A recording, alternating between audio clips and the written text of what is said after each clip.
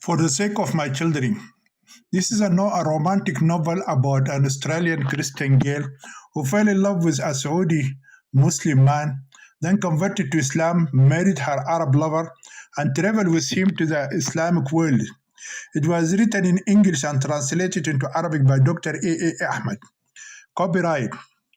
All rights are reserved. No part of this book may be reproduced, stored in a retrieval system, or transmitted in any form or by any means without the prior written permission of the author, except by a reviewer, who may quote brief paragraphs in a review to be printed in a newspaper, general journal, or school magazine.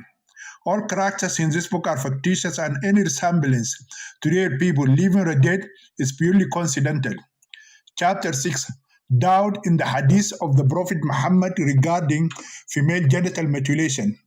The Australian woman found herself imprisoned in the four corners of her apartment in Dammam City in the Islamic Kingdom of Saudi Arabia. She cannot go out without her Arab husband. There is no entertainment in the kingdom of the Saudis. There are no cinemas, public parks, beaches, swimming pools, nightclubs, bars, or liquor stores in the entire kingdom. The Australian wife can go out with her Saudi husband once or twice a month and go to the supermarket, which is a few meters away from her apartment. Whenever she went out, her husband forced her to cover her entire body from head to toe with a huge black abaya and a dark niqab. On a few occasions, the foreign wife was invited to some weddings by her Arab husband's relatives. Whenever she went to those weddings, she only spent time with women. Her husband entered the house through a different door, and she and her children entered the women's section through another door. These two sections were separated like public washrooms by high wall. Women cannot advance to the main section division, and men cannot dare to appear in the women's taboo area or a taboo arena. Saudi women speak Arabic, which is difficult for the Australian wife Irshad to understand. None of these Arab women know a word of English or French. Whenever the foreign wife tried to talk to them in her broken Arabic, they would make fun of her ridiculous accent, and that always discouraged her from speaking to them. Therefore, she hates going to those weddings. But her Saudi husband always forced her to accompany him. Another thing Irshad hates at those celebrations is the way the guests eat their food. It is mandatory in Islam for people to eat food together on the same plate and drink water from the same cup. It was disgusting to Irshad when she saw more than 20 women dipping pieces of bread in the same bowl. The most delicious dish for the Saudi people is eating the whole lamb. The whole lamb will be roasted and stuffed with rice and some other spices. This roasted lamb is then served on a huge tray and served to the guests. No fewer than 20 women will be invited together around this cooked lamb and consume as much of it as they can. Another type of compulsory social gathering that the Australian wife Irshad hates is offering condolences to some relatives who have lost a member. Women are not allowed to go to the funeral procession. They are expected to gather in their taboo section and mourn the relatives of their dead person. The Australian wife does not like the way these Arab women express their grief. She often saw some of them covering their heads with real dust and ashes, and wailing and bewailing and rolling on the ground as if they were epileptics. If the disease was a relative of our Saudi husband Mustafa, such as his uncle, cousin, or auntie's daughter, then his Australian wife Irshad and her children are supposed to sleep for a week in the house of that deceased relative. In such a case, No one is allowed to sleep on a bed or a mattress except on the floor. A child must struggle for a week sleeping on a hard floor with her young children. However, another ceremony that the foreign wife and her Arab husband must attend is the circumcision of young boys and the female genital mutilation or amputation of the sexual organs of the young girls. This ancestor procedure must be performed as soon as the boy or a girl reaches the age of 4 or 5. The Australian wife knows that female genital mutilation is an abuse and a crime against a Muslim girl, but whenever she protests against it, her husband silenced her through the hadith of the Prophet in which he said, circumcision is a sunnah for men, a preservation of honor for women. Sunan Abu Dawud. This hadith was interpreted to mean that circumcision helps or preserves the honor of a Muslim woman. The Prophet Muhammad also believed that circumcision makes women more pleasurable if it is practiced in moderation. This belief is confirmed in another hadith in which it says, Atiyah al-Ansariya told that a woman used to circumcise girls in Medina city. And the Prophet said to her, do not be negligent in that, because this makes the woman the best and she the most acceptance of the husband. The favorite wife of the Prophet Muhammad, Aisha bint Abu Bakr, narrated another authentic hadith on the authority of the Prophet himself. May God's prayers and peace be upon him, in which he said, if a man sits between her 4 branches, the arms and legs of his wife, and touches circumcisions, they must perform ghusl or purify their bodies. Sahih Muslim, hadith number 349. With the 2 circumcised parts, the Prophet of Islam intended to say the circumcised penis of the husband and the circumcised pussy of his wife when they met during sex. This means that the Prophet of Islam endorsed such an evil practice against women, which in the Islamic community is called the happy occasion of circumcision of girls. It is correctly called female genital mutilation. It is so named because it destroys and mutilates the genital organs of women. However, there is another practice that the Australian wife abhors, which is the marriage of underage girls. Often, child marriages between the age of 10 and 15 were attended. Sometimes in those child marriage ceremonies, Irshad made the underage married girls who were impregnated by their husbands when they were 12 or 13 years of old. As usual, whenever the white wife expressed her anger to her Arab husband for this kind of abuse of female children, he confronted her with a verse from the Holy Quran and the hadith of the Prophet Muhammad. The Prophet wrote the marriage contract with Aisha when she was 6 years old, and he consummated the marriage with her when she was 9 years old. And she stayed with him for 9 years until his death. Sahih al-Bukhari, book 68, hadith number 89. The Quran also allows men to marry underage girls. And for those of your women who have despised despair of menstruation, if you are in doubt, then their period is 3 months. Their term is that they apport their burden. And whoever fears Allah, He will make for him ease of his affairs. Surah Al-Talaq 65 verse 4. Quranic commentator Ibn Kathir explained the previous verse with the following words. There are 3 types of women. 1, all women and those whose menstruation has stopped. 2, those young girls who have not yet experienced their menstruation, and underage girls who have not yet reached puberty. If they marry and divorce, they must stay 3 months before they can remarry again. Said the 3rd type of women who are still menstruating or pregnant. This woman must stay 3 months and 10 days before remarrying.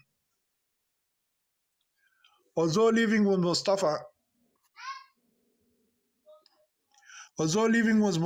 proved to Irshad that he was neither a saint nor an angel,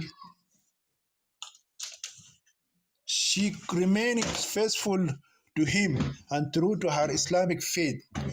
One way or another, she has turned a blind eye to all the abuses that Muslim women are subjected to in the Islamic community. Saudi Arabia. She has always convinced herself that the problem is not in the Quran and the Hadith of the Prophet, but rather in the interpretations of those divine texts. The Australian wife believes that if these sacred texts are subject to a better reading and understanding, then the Islamic society will be a perfect society. A Muslim will become angels or are like gods on earth, as the Hindus believe that the Brahmins are the gods in the form of human beings in the Hindu society. This blind belief of the Australian wife was shaken one day when she got into a serious quarrel with her Saudi husband. The fight occurred one after the foreign family had returned from a celebration of female genital mutilation of 5-year-old twin sisters. The screams and agony of those two little girls as their Ziza subjected them to such cruel and painful torture haunted the Australian wife's mind as a horrific nightmare. When she got home, she talked to her Saudi husband about it and expressed her doubts about the authenticity of those hadiths that justify such a vicious practice of the ancient Arab barbarians. When Mustafa confronted her as usual with two hadiths in Sahih al-Bukhari and Sahih Muslim, and no Muslim scholar can dare to doubt the authenticity of hadiths mentioned in the two collection of hadiths. The Australian wife commented with the words of doubt that turned her Saudi husband into a voracious animal. Maybe the hadiths are authentic and the Prophet Muhammad authorized this practice, but female genital mutilation abuses and harms women, Irshad said. Do you want to tell me that our Prophet Muhammad, may God bless him and grant him peace, recommended a practice that is harmful and offensive to women? Mustafa shouted at the top of his voice.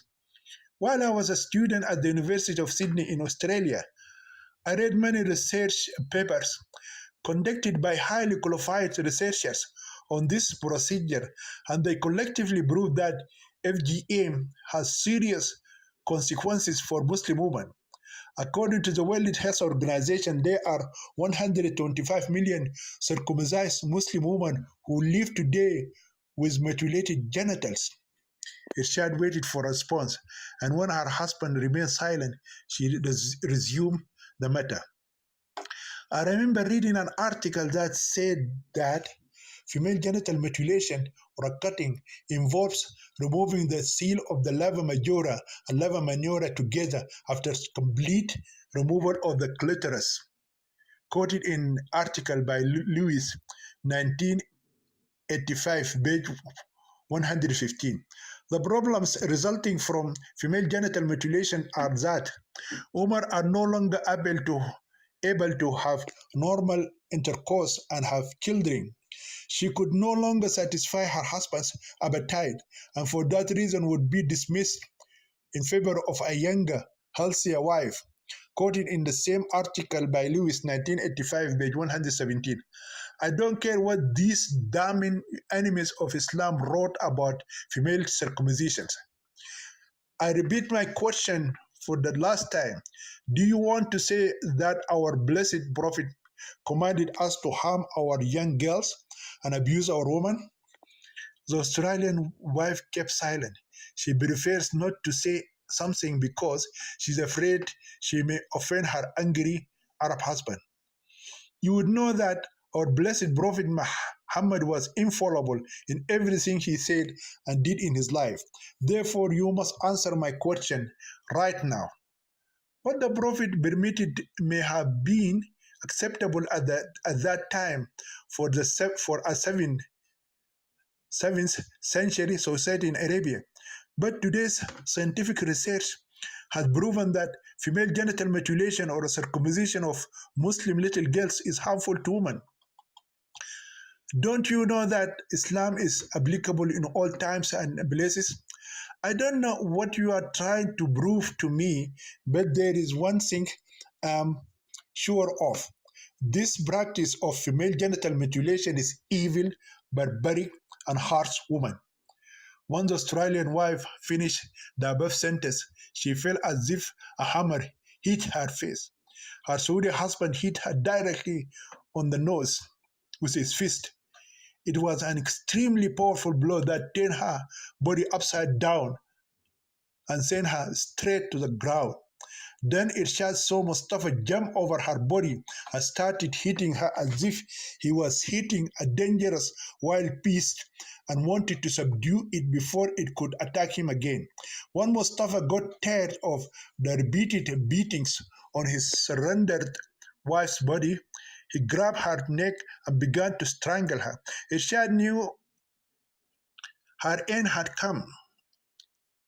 The last thing she remembers is the screams of her two young children, after which she fainted as she lay dying at the hands of her enraged Arab husband. In Saudi Arabia and many other Muslim countries, neighbors cannot dare to interfere between a husband and his wife.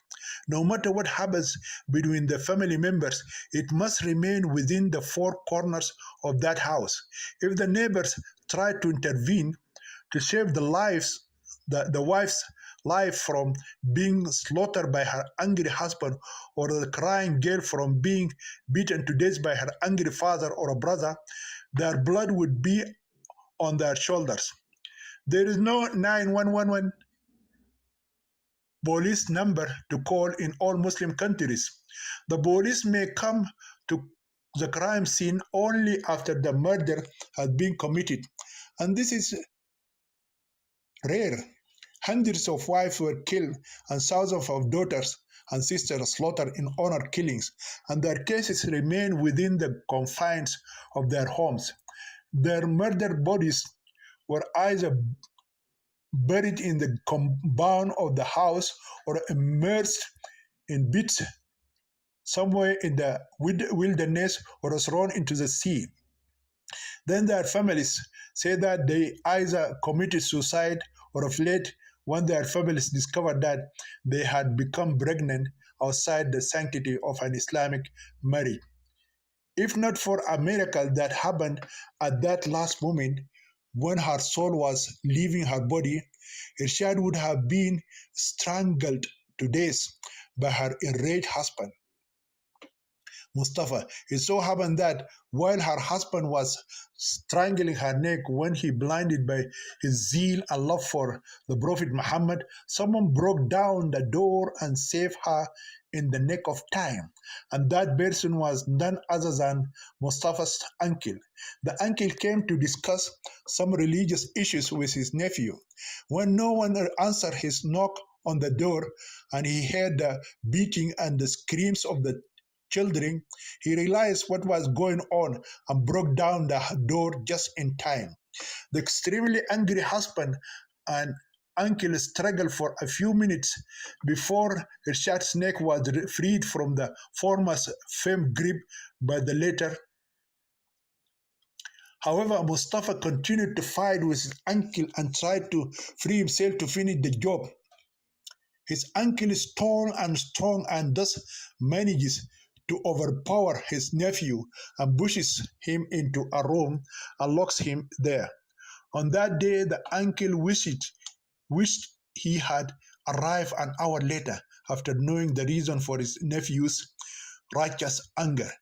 Then he rebuked the Australian woman and blamed her and warned her to be careful of her words when she talks about the blessed messenger of God, Muhammad. May God bless him and grant him peace. He also lectured her about her limitations as a Muslim woman. He conveyed to her The famous saying that all Muslim scholars and leaders say and use to silence any Muslim who dares question or debate a Sharia law or a religious practice supported by a verse of the Quran or an authentic hadith of the Prophet. Do not debate and do not argue about Islamic law. Moreover, the uncle recommended to the white woman the importance of hadith. According to him, there is no difference between the verses of the Holy Quran and the authentic hadiths of the Prophet regarding the issue of Sharia. He cited a verse from the Quran to prove his point. It is believed that the authentic hadith is no less than a revelation because the Quran says about Muhammad, he does not speak out of Lord desires. He is nothing but a revelation. And the star when it descends, what misleads your companion and what deceives, and what speaks of desire. He is only a revelation revealed. His knowledge is powerful. Surah An-Najm 53 verse 1 to 5. The only difference between the Quran and the Hadith is that while the former was revealed directly through the angel Gabriel with the same letters that God personified, the latter was revealed without letters and words on the tongue of the Prophet Muhammad. Therefore, the Quran strongly attests to the importance and validity of the Hadith and does not allow Muslims to choose between the two. And it is not for a believing man or a believing woman when God and his messenger have decreed a matter that they have any choice in their matter. To him he has clearly gone astray. Surah Al-Ahzab 33 verse 36.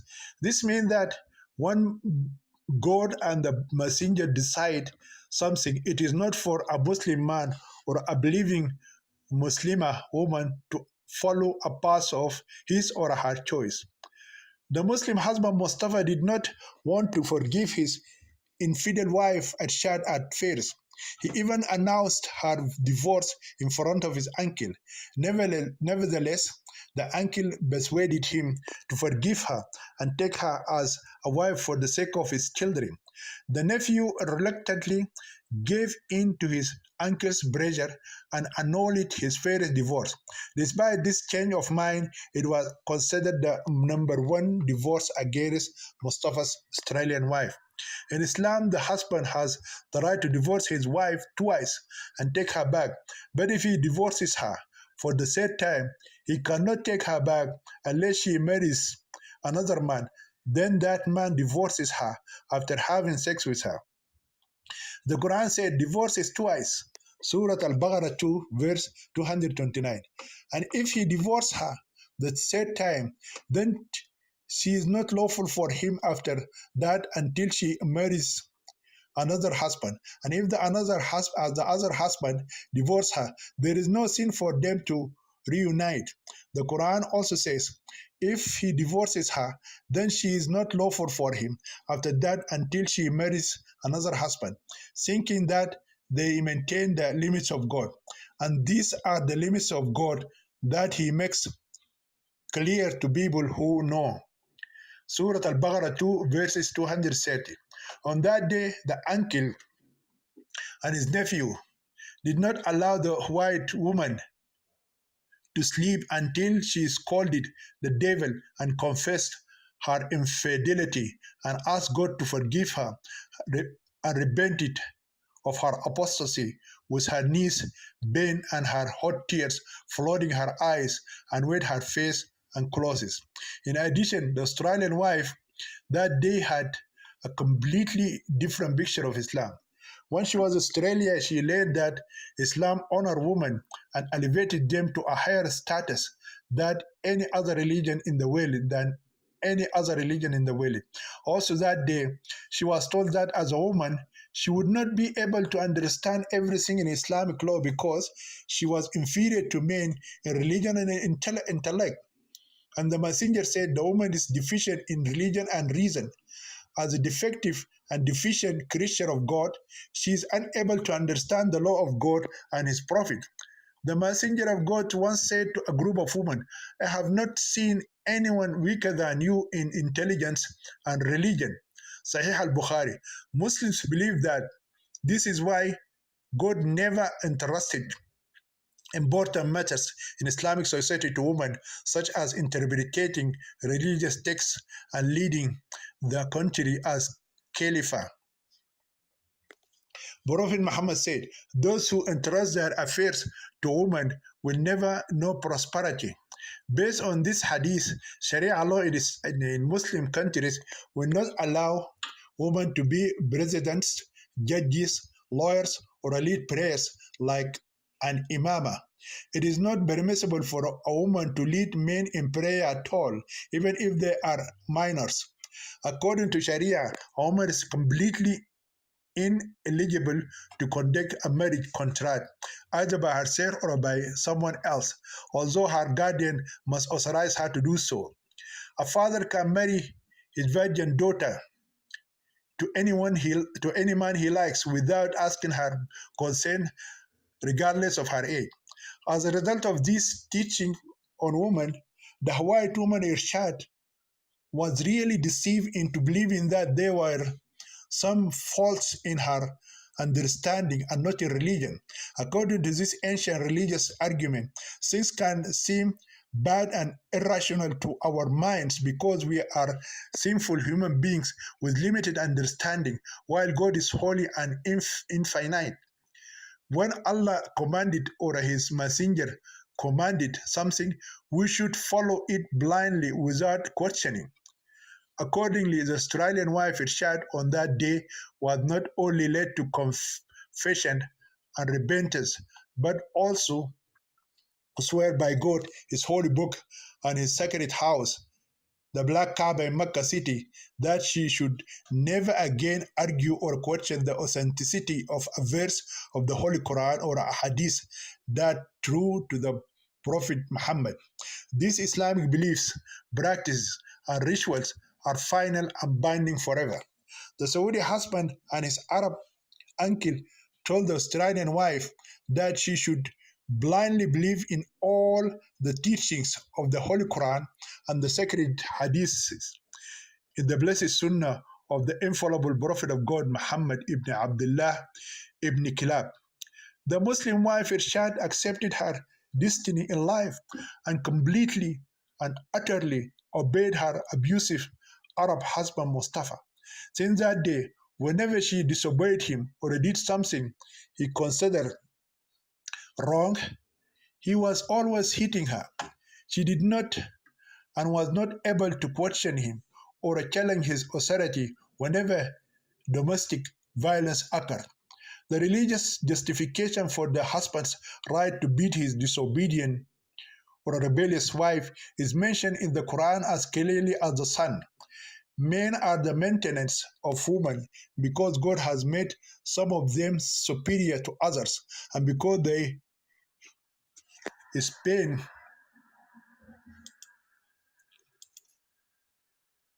of their wealth on them to the unseen as God has preserved it. And those from whom you fear disobedience, admonish them and leave them in the beds and beat them. Surah Al-Nisa 4 verse 34. Not only does this verse allow man to beat his rebellious wife, but even if her husband suspects or fears her disobedience, he is empowered by God in the Holy Quran to hit her. Therefore, the Muslim man, as a husband, father, or a brother, Islam allows him to strike the body of his disobedient wife, daughter, or a sister with a stick or a whip until she changes, repents, becomes submissive, and shows complete obedience to him.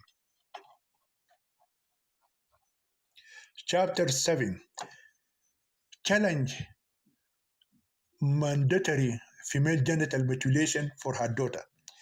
In that abusive home, the Australian girl Irshad somehow managed to live for 3 years with her Saudi husband Mustafa in Dammam city. During those years, She hardly knew or saw anything about the outside world. She was imprisoned in the four corners of the matrimonial prison. She does not have a computer or internet to connect her to the outside world. She has no means of entertainment except a small TV. This TV is not connected to any satellite channels or the internet. Her husband deliberately refused to subscribe to any internet or cable company. She has no radio or telephone. Mustafa has a mobile phone that he carries in his pocket for 24 hours as if he is wearing a watch. During those 3 years, Irshad became pregnant 4 times, but she was only able to give birth to 2 children. She miscarried twice when her husband hit her and kicked her in the stomach. She is always expecting a child. Since the couple married in Australia, not a year has gone by without the enslaved wife bearing the child of her Arab master. There are too many sad events in the life of the abused Australian wife to be mentioned, but since similar incidents have been mentioned briefly in the preceding chapters, we must ignore them and mention other types of mistreatment of women. Suffice it to say, his English girlfriend Juliet did not enjoy her married life and did not achieve what she expected from the crazy Arab lover case. The other things that happened and turned her miserable married life into a hell was when her husband married a second wife who was 9 years younger than her and 14 years younger than him. The new wife is 14 years old and her husband is 28 years when he takes her as a second Muslim wife. As usual, when the Australian wife protested, she was silenced by a verse from the Holy Quran which legalized polygamy. Marry as many women as are pleasing to you, 2, 3, or 4. Surah An-Nisa 4, verse 3. Irshad already knew that in Islam, a man can have up to 4 wives at the same time. But while in Australia, she was told that there must be a strong reason for marrying a second, a third, or a fourth wife. The wife of the Pakistani Imam in Sydney City told her that if the fairest Muslim wife could not have children or had a disease that prevented her from having sex with her husband or something like that, then the Muslim husband could keep her and marry another woman besides her. Accordingly, she objected to the second marriage of her Arab husband because there was no legal reason for that. At first, the husband tried to convince his first wife that what the Imam's wife had said to her in Australia was not true, and when she refused to accept the justification, the matter led to a serious quarrel between the two and beating, and eventually resulted in the second divorce of Irshad. The uncle intervened again and prevented the final separation between the two lovers for the sake of the children. However, the second divorce had been counted against the Australian wife, so their marital relationship after that became bending one final divorce. Mustafa spends most of his time with his young Saudi wife, while the Australian wife is left alone with the responsibility of raising her young children. She did not see the new wife for a long time after her husband married her. One day, Irshad is invited by her husband's relatives to attend a wedding. The husband Faris led his new young wife to the house where the marriage ceremony was about to take place. Then he came and brought his old geezer wife, Irshad, and her 4 children. This is the derogatory name that the Faris wife is called after the second marriage of her husband. She is called the aged old woman or old wife. It is the most humiliating experience for Rishad when she sees her Muslim husband's second wife for the first time. The second wife is 15 years old and yet she became pregnant by Mustafa, and she was in her seventh month of pregnancy. And instead of hating and despising her, the Australian wife felt pity for her. She concluded that she is one of the thousands of underage women or minor girls who are victims of female child marriage, which is permitted by the Holy Quran and supported by the hadiths of the Prophet. Surah Al-Talaq 65 verse 4.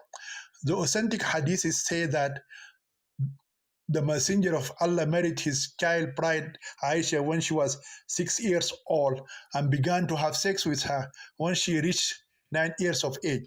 Therefore, the Australian wife felt that she would be as guilty as her polygamous Arab husband if she hated a female child who had been abused by the teachings of misogyny in Islam. Nothing is more extraordinary than what we mentioned about Mustafa's two families in Saudi Arabia, with his two wives, Irshad and Iman, except for an unexpected catastrophe that occurred shortly after the second marriage took place. What a pity! The new wife, Iman, did not enjoy, or rather wasn't harmed by her abusive marriage with the polygamous husband for more than a few months. During giving birth to her firstborn baby, the child's wife died. Her sudden premature death is not natural but due to negligence. The wife of 15 years was supposed to be taken to the hospital when her midwife was unable to help her deliver her first child. The midwife informed the husband, Mustafa, that his young wife, Iman, could not give birth naturally and therefore needed to be rushed to the hospital for cesarean surgery. The husband refused to send his second wife to the hospital for fear of revealing her nakedness in front of a foreign doctor. Most government hospitals in Saudi Arabia usually have Muslim male doctors from countries like Egypt, Pakistan, and Sudan. Other private hospitals are very expensive and have doctors and nurses from Western countries. Either way, no Saudi man would agree to allow these male doctors to reveal the private parts of his wife, no matter how precarious her health condition is. There is a famous case of a Sudanese male Muslim doctor who performed a cesarean operation on a pregnant Saudi wife who was underage against her Arab husband's wishes. When the Saudi husband complained to the Minister of Health in Riyadh City, the Sudanese doctor was dismissed from his post, deported out of the kingdom within 24 hours, blacklisted, and permanently banned from returning to Saudi Arabia. Even if he wanted to perform the rituals of the Hajj pilgrimage, he wasn't allowed to return to the holy soil of the Islamic sacred cities of Mecca and Medina. The death of the second wife, Iman, is sad news and not good news for the first wife, Irshad. She knew that the sudden death of the young wife was caused by her fanatical husband. Despite this, she could not utter a word of condemnation against her dangerous husband. In her heart, she hoped that her Muslim husband would not go to a third Muslim wife. A few months after the death of the second wife, Iman, another tragedy occurred in the Australian family. By this time, the first wife, Irshad, is expecting a fifth child. She already has four children, two daughters and two sons. Now her first two children are just over 3 and 4 years old. One day, the Saudi husband informed the Australian wife that his uncle had asked him to circumcise their first son and first daughter, despite being beaten and attempted murder by her husband when she protested against the Prophet Muhammad's teaching on female genital mutilation. The Australian woman told her Saudi husband she would never allow her daughter to be circumcised. According to her, such an evil practice against female children is euphemistically called the good sunnah of the Prophet Muhammad. She also said that she did not mind the circumcision of her son. This time, rather than fight with her, the Saudi husband took the matter to his uncle. The uncle lectured him first about the disadvantages of marrying a foreign woman. Then he called a family meeting and brought with him a few old women who were relatives of Mustafa. These elderly ladies had lectured Irshad about the great danger of raising an uncircumcised daughter in a Muslim society. Mustafa works as a translator between his aunts and his foreign wife. According to them, the uncircumcised girl would grow into a wild girl resembling a forest beast and thus would be difficult to tame later on. Such an uncircumcised girl would be dangerous to her family and society and would surely fall into the sin of adultery and bring great shame upon her father. Circumcision helps a girl control herself, as they believed. In general, Muslims believe that when a circumcised girl reaches her teens, she will not be able to indulge in sex even if she wanted to do so. Any circumcised girl who tries to indulge her in sex will experience unbearable pain and feel as if she is being raped. This is the main reason for performing this procedure to prevent her from having premarital sex. Therefore, female genital mutilation or circumcisions of girls aims to control women's sexuality and eliminate their desire for the opposite sex. In this line of thinking, there is a belief among Muslims that an uncircumcised girl called qalfa can easily give in to her sexual desire, even if her underwear rubs or scratches her genitals. She will feel an uncontrollable sexual desire, and nothing will mitigate her desire to masturbate or fornicate. As they say, this is simply not the case for a circumcised girl. She is always in control of her sexuality, and it is very difficult to arouse her sexually. Due to the small opening created in her genitals after circumcision, a purified girl is always considered a virgin. Muslim men believe that a circumcised girl is more sexually pleasurable than uncircumcised girl because she has a small, tight, and stitched pussy, as they believe. As a Muslim girl who has been genitally mutilated has a small, swing, tight, compressed, zipped, zapped, and completely closed up pussy with a hole smaller than the eye of a needle, while an uncircumcised infidel girl has a pussy as big as the mouth of a whale. Then the elder Saudi woman supported their argument with the hadith of the Prophet Muhammad, may God bless him and grant him peace. He said, circumcision is a sunnah for men, a preservation of honor for women. Sunan Abu Dawud. According to the Prophet Muhammad, circumcision helps a girl maintain her chastity and protect the honor of her family. It is a state of abstinence from premarital, extramarital, and all other forms of sex, including masturbation and watching porn videos on the internet. Moreover, these elderly Muslim women believe that those extra parts of the girl's vagina, such as the labia majora, labia minora, and the entire clitoris, which the circumcised has to remove during circumcision, besides being a source of great sexual temptation for the uncircumcised infidel girl, have all ill effects extremely into marry. According to the belief of Muslims, these parts emit an unpleasant odor that kills the sexual desire of the husband during intercourse. The Australian wife Irshad refused to believe such a nonsense theory on the grounds that she herself was never circumcised and nothing of the sort was attached to her genitals. She said that her Saudi husband Mustafa did not mention on any day that he smelled a foul odor emanating from her genitals during sex with her.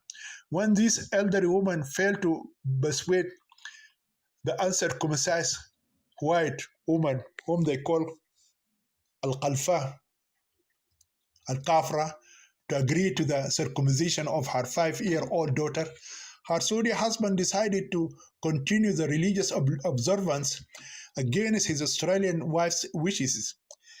His decision was supported by his uncle and was appreciated by the old woman. Therefore, the little girl Aisha was forcibly separated from her Australian mother Irshad and taken to the home of the first wife of the Mustafa's uncle and had her genitals mutilated on the same day.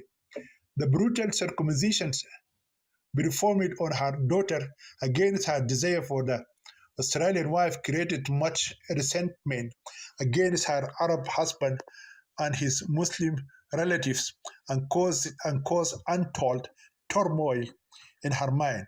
For more than 2 weeks, Irshad does not know where they took her little girl and what happened to her. When the daughter returned, her mother couldn't believe her eyes when she saw the ugly scars mutilating, mutilating her little girl's genitals.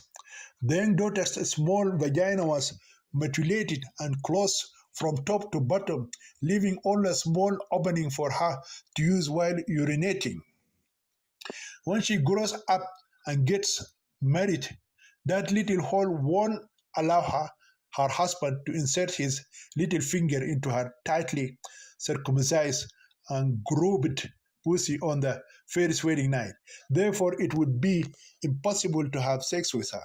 Only a painful rape could enable him to force his large cock inside her small and tight anesthetic pussy and torture her to death. Often, these genital mutilated brides were taken to hospital for profuse bleeding or had surgeries to enlarge their private parts so that grooms could have sex with them. What a pity! The circumcised girl will have a dead pussy and therefore not enjoy sex. Having sex for her would be a very traumatic experience and make her feel like she was raped. Therefore, for the first time since her marriage to Mustafa, Irshad decided to leave him and return to her country.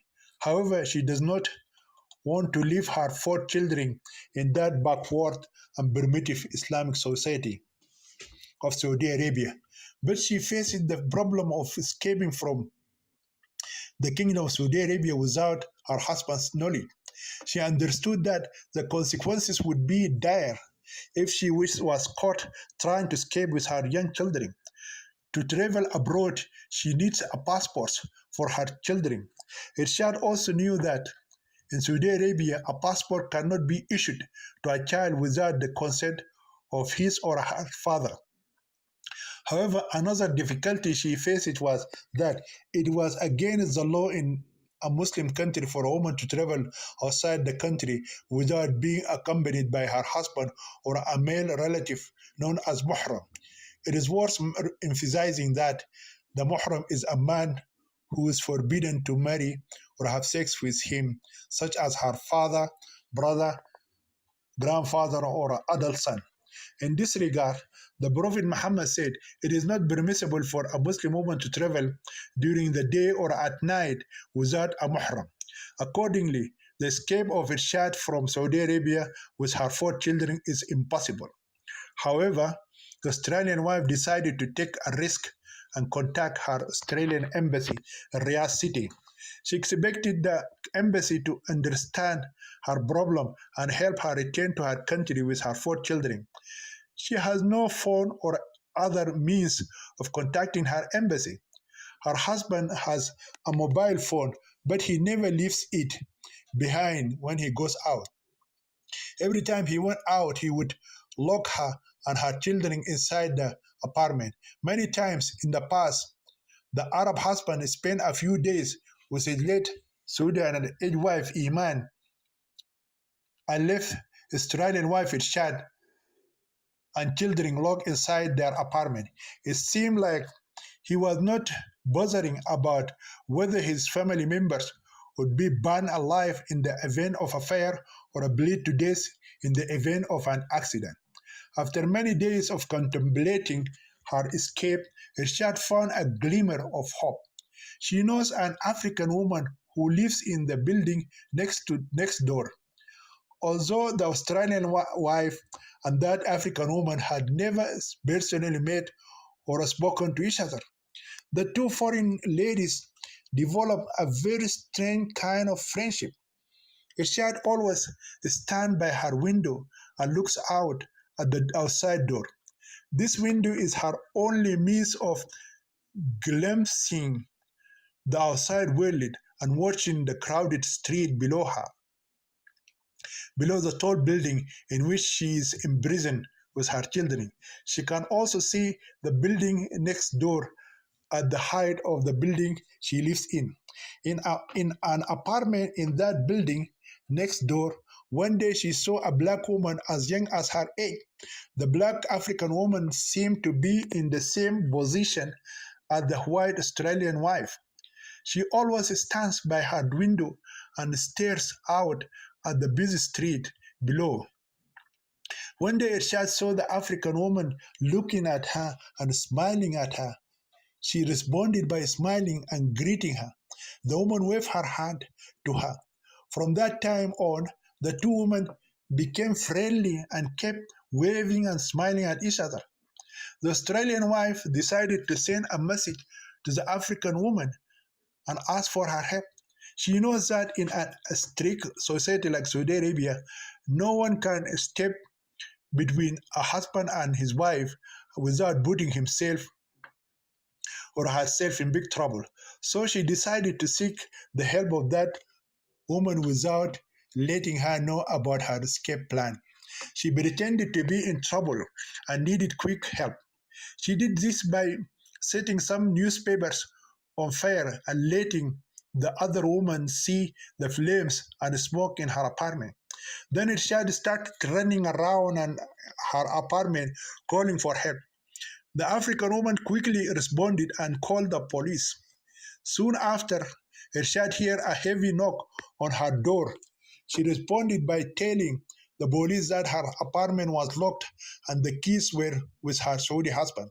Her door was quickly pulled down, and some firefighters and policemen rushed into her apartment. When these Arab men entered, they discovered that the white woman had already succeeded in putting out the fire. They left immediately without condemning the Saudi husband who imprisoned his foreign wife and her children. Irshad understood that she had a few hours before her husband returned from work. So she decides to implement her escape plan once the police and firefighters leave her apartment. But then the Australian wife recalled that she was not allowed to leave her apartment without being accompanied by a male relative, Muhram, or her Saudi husband. If she dares to do so, she will be caught by the correctional police of Allah and would be brutally flogged on her back and buttocks. To avoid such problems, the smart white girl went to her black African friend's apartment and asked her to let her use her phone. After her friend gave her permission, Irshad used the phone book and called the Australian embassy in Riyadh City. Fortunately, the African woman happened to be a Sudanese woman who did not know any language other than Arabic. Then the Australian wife, crying, explained to her embassy her dear situation in Saudi Arabia and the persecution and violations she is going through. The embassy told her that her problem was common among white women married to Saudi men.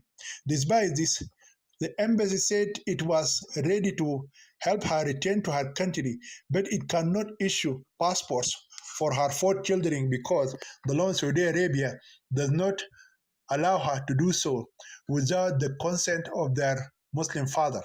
Irshad told her embassy that she did not want to travel to her country without her children. She can never let her four children grow up in such a primitive and backward society and among those abusive men who love to marry underage girls under the pretext of the marriage of female children that is permissible in Islam and abuse female children through female genital mutilation. In this case, the embassy said it could do nothing to help her. The foreign wife was very disappointed when the Australian embassy showed its inability to help her escape with her four children. When Irshad realized that her embassy could not help her escape with her children, she shared her problem with the Sudanese woman. Because of the language barrier, with great difficulty, the Australian wife, in her broken Arabic, explained her problem to her friend. Salwa is her new friend's name. She's a newly married young woman. Her husband is also Sudanese. She suggested that the Australian wife contact the nearest United Nations office or a human rights or women's rights group and ask for their help. Irshad liked the idea and asked Salwa to keep her in her home with her children. The kind African woman gladly agreed to take her as the Australian friend and her four children and keep them in her apartment.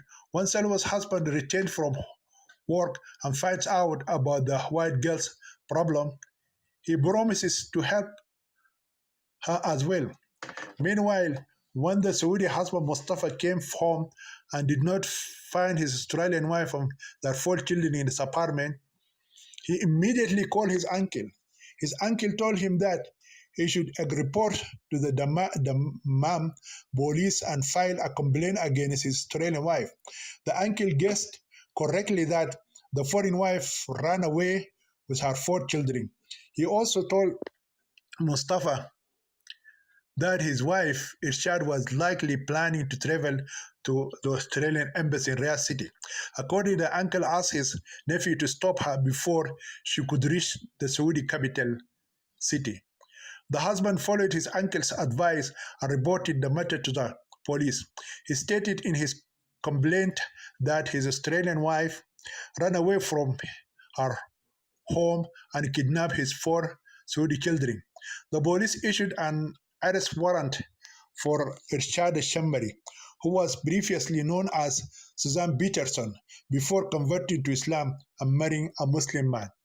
Mustafa reported using her former Christian name to the police because he expected his Australian wife to use it to hide her new identity. A nationwide search was conducted by the Dammam police.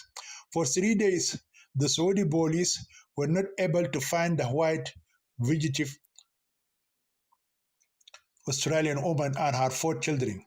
On the fourth day, and through a thorough investigation, the Dammam police were able to trace the phone call made by Mrs. Salwa Ahmed Al-Sudaniya from her apartment when she saw that the apartment of the white Australian woman Irshad Ashambari was on fire. The Arab police officers surprised the hiding foreign wife and the two Sudanese couple in their apartment. The runaway Australian wife was immediately handcuffed and taken into police custody for further interrogation. Similarly, the African wife, Salwa Ahmed, and her Sudanese husband, Rashid Ali, were arrested on the charges of conspiring with a married foreign woman and hiding her and her four children from her Saudi husband in their apartment. As a result, the children of the Australian wife were taken from her and returned to their Arab father. When the Saudi husband Mustafa learned that his Australian wife Irshad was planning to kidnap his four children and run away from him, he divorced her for the third time. According to Islamic law, this third divorce is the final one, thus ending forever the abusive marital life between the foreign white wife Irshad and her Arab husband Mustafa. Chapter 8.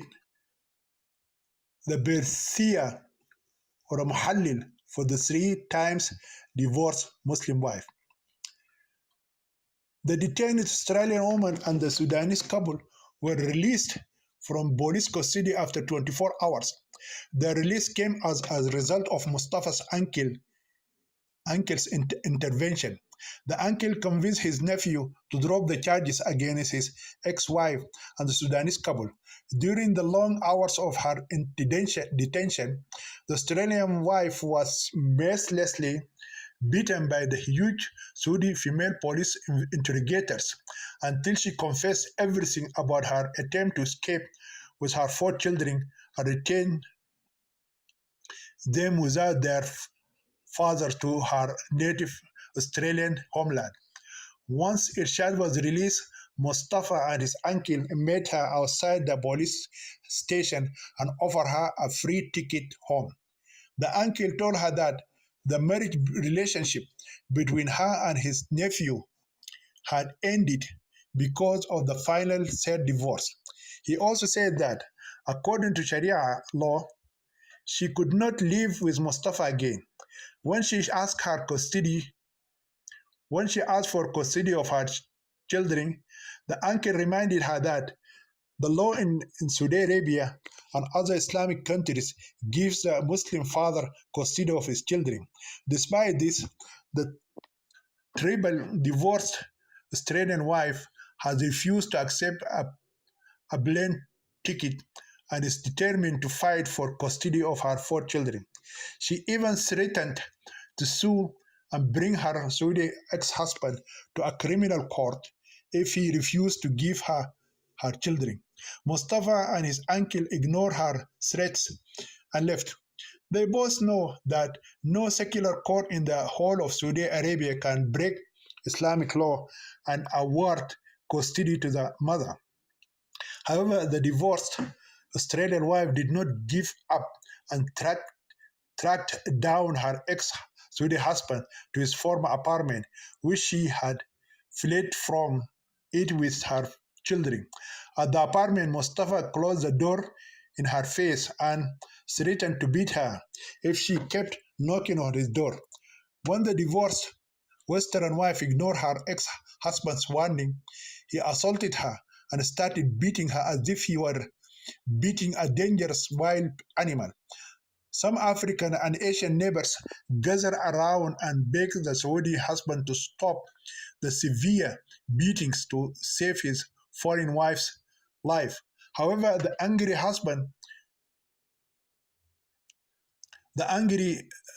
Saudi man ignored them and continued to beat the Australian woman until she fell to the ground and passed out. Immediately, some foreign neighbors called the police because they were afraid that the angry Arab man might continue to beat the white woman to death. Despite that, the Saudi man did not stop beating the body of his unconscious Australian ex-wife until the police arrived.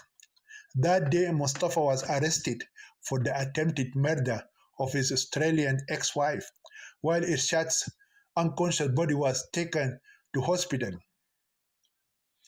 and kept in the ICU. Miraculously, the Australian woman survived the brutal beating of her ex Saudi husband. She was discharged from the hospital the next day. Once she left the hospital, she went to her good Sudanese friends and told them what her ex husband had done to her. Salwa invited her to stay in her apartment until her four children's case was settled in court.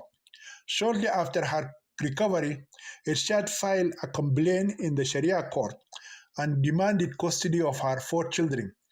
Her Sudanese friends advised her never to go to her ex Saudi husband's apartment again. Meanwhile, Mustafa was released from custody on bail.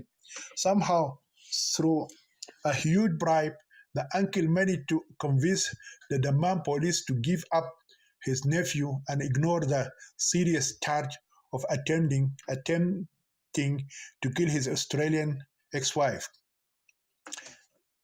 Corrupt Saudi police have dropped the attempted murder charge against the abusive ex-husband and closed the case.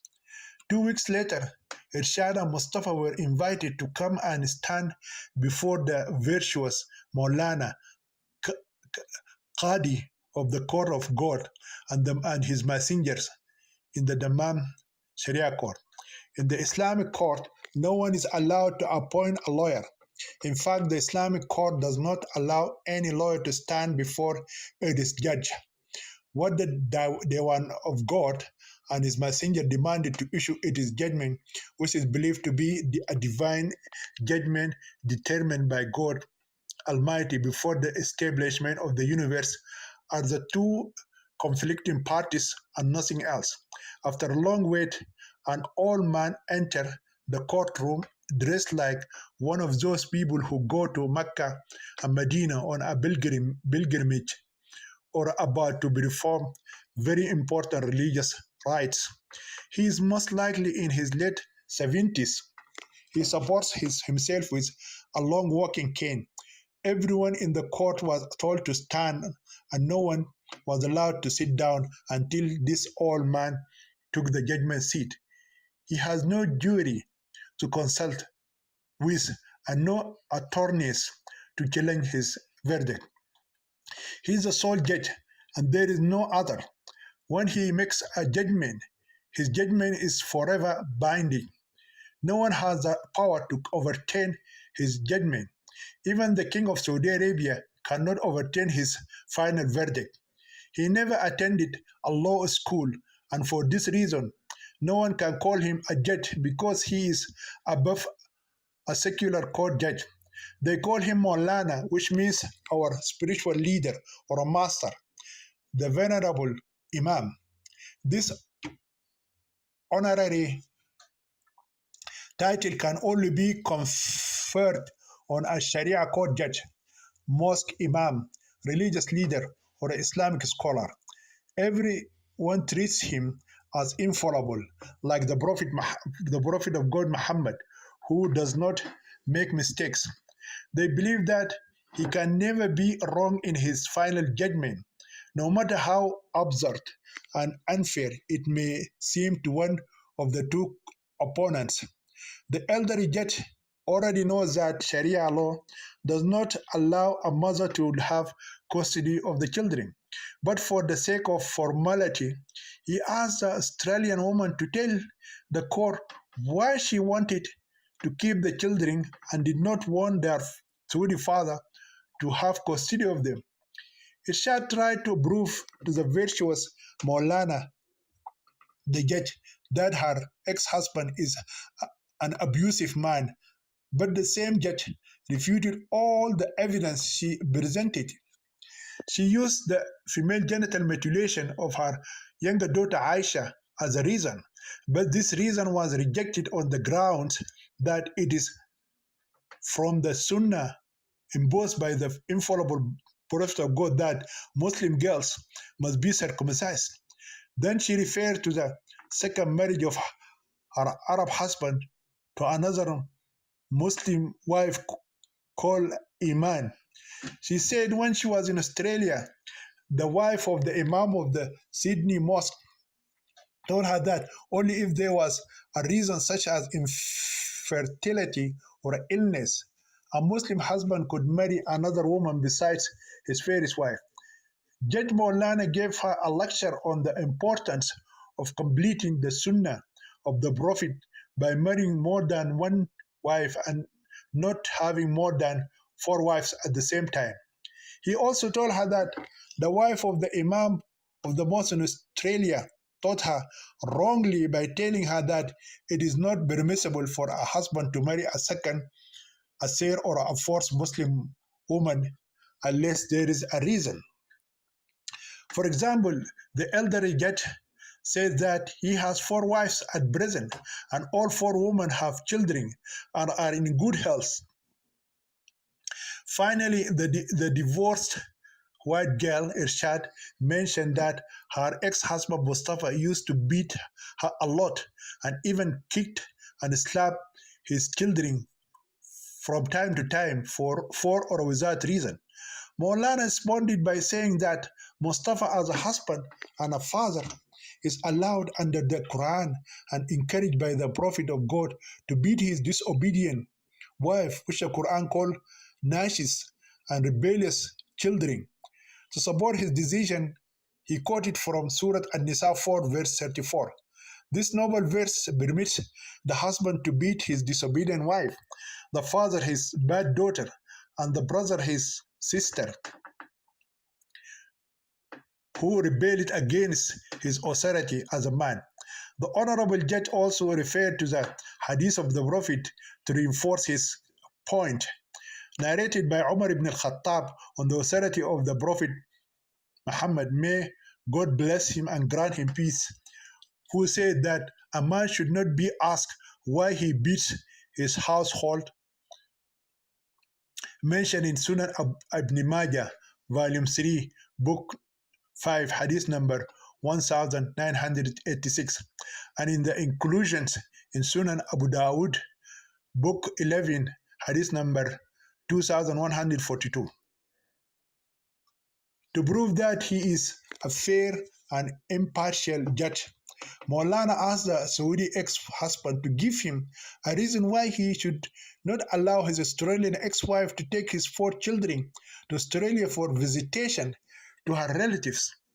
Mustafa said that his ex-wife Irshad was recently arrested by the Dammam police while planning to flee Saudi Arabia with his four children to her native country.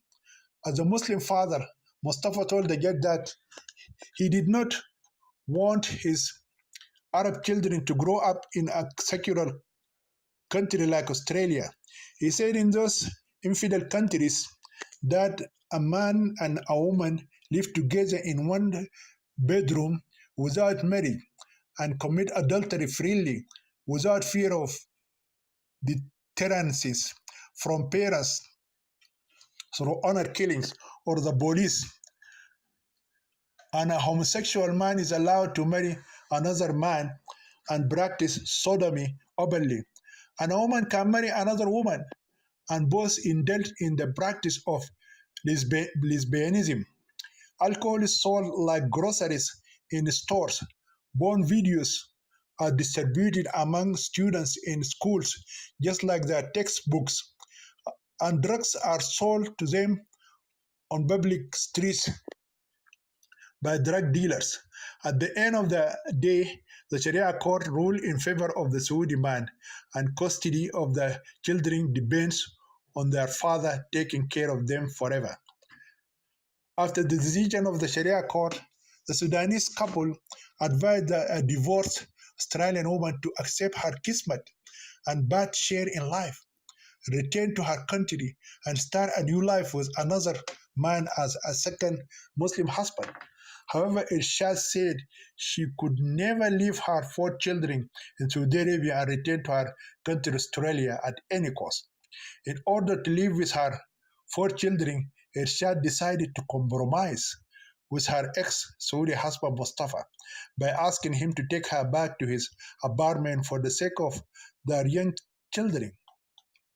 Her Sudanese friend Salwa played an important role in trying to resolve the dispute between the divorced Australian wife and her Saudi ex-husband.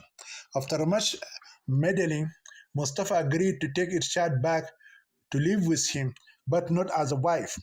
She is allowed to return to her former apartment and live as a mother to her children and an unpaid maidservant to her ex-husband.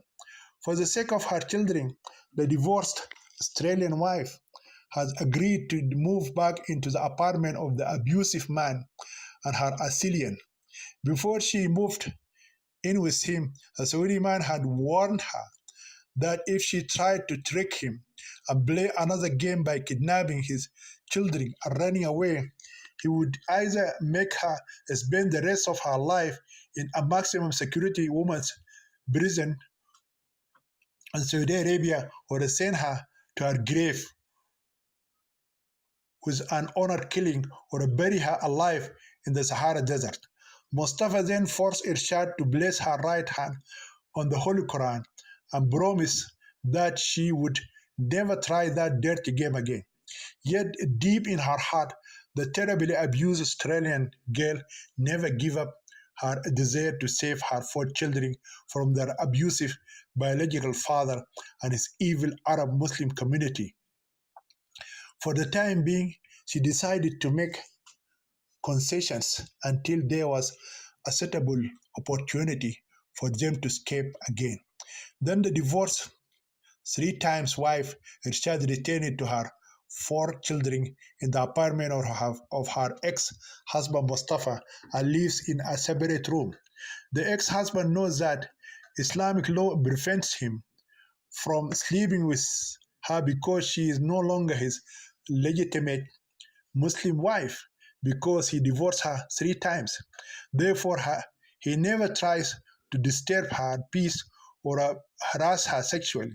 Irshad was greatly relieved when she understood that her ex-husband is an honest believer when it comes to the laws of his religion.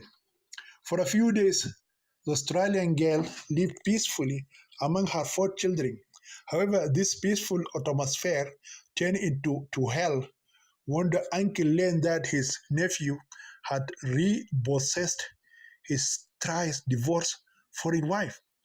The uncle is a very religious man and follows the laws of his Islamic religion strictly. He interpreted the return of the thrice divorced wife to her previous home as his nephew cohabiting illegally with a woman who is no longer his legal wife and committing adultery with her.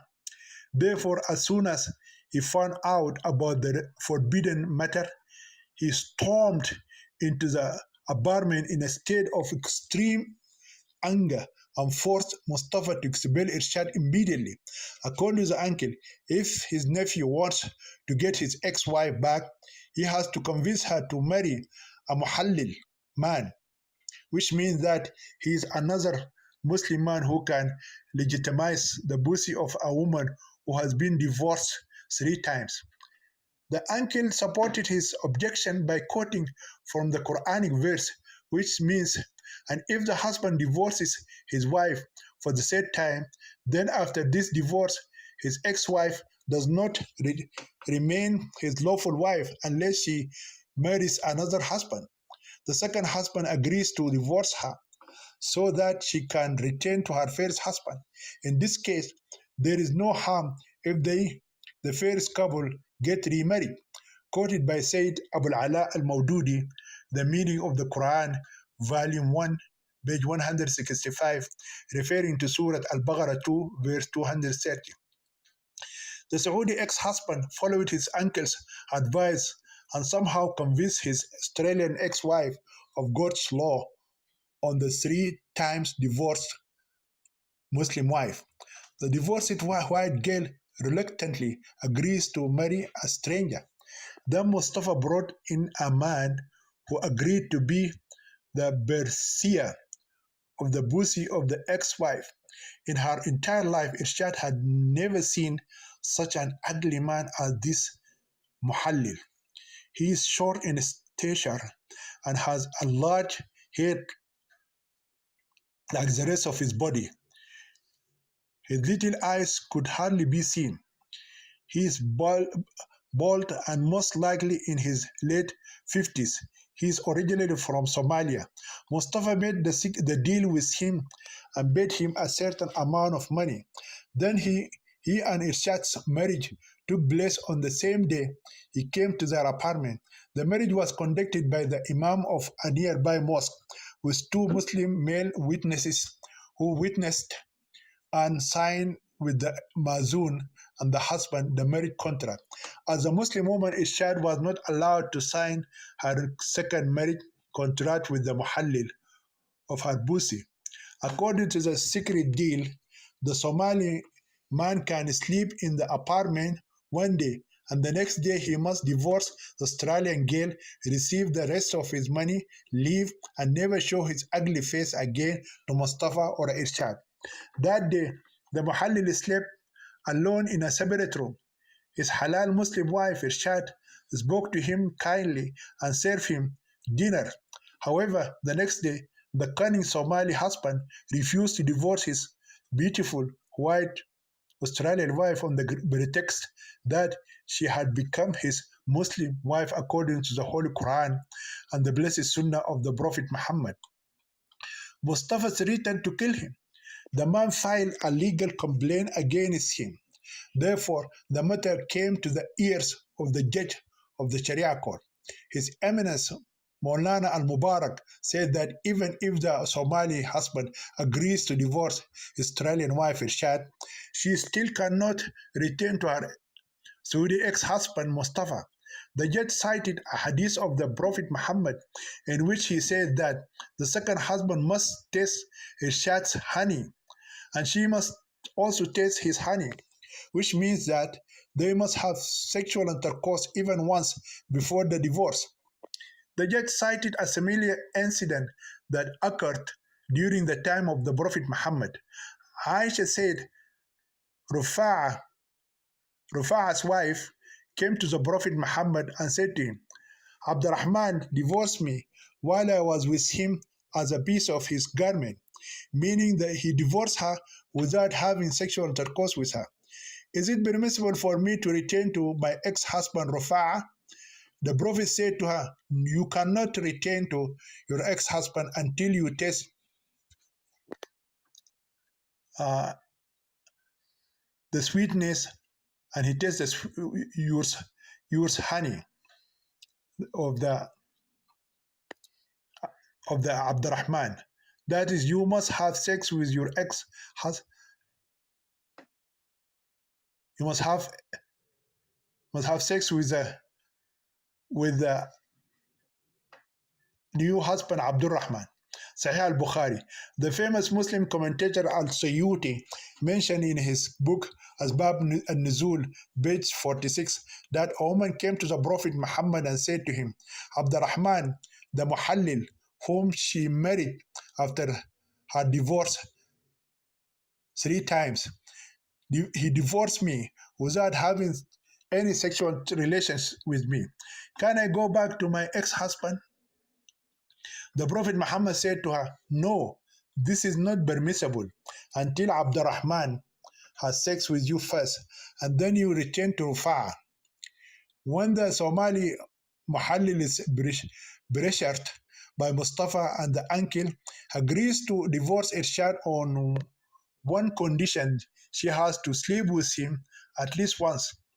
He insisted on tasting her honey, and she made his own by inserting his cock into her pussy and fucking her, and his semen flew into her womb for once. The ex-husband and his uncle agreed to his immoral and humiliating condition for the Australian ex-wife because they knew it was required by Islamic law. However, the white wife Irshad adamantly refused to allow such a man whom she did not recognize as her husband to have sex with her, even for a second. When the Australian girl refused to fulfill God and his prophet's condition, Mustafa and his uncle told her to pack up her clothes and leave the apartment immediately.